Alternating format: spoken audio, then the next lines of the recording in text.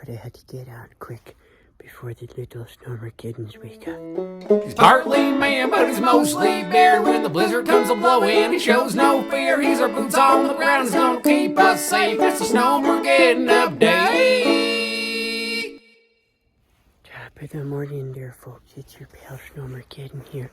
It's bright and early, but I had to get out quick before the little Snowmergeddons wake up and make too much noise. But we have Fluffy Fluff. Let's have a look-see. Okay, so here's some Fluffy Fluff. It's been falling for a little bit here. Get a quick measurement here. That's pretty good. There's definitely a couple of inches already, and I thought we were only expecting 2 inches total. Snowmergeddon happy. Oh yeah. We'll keep you updated as it progresses. And make sure you dress appropriately. Okay. Snowmergeddon update.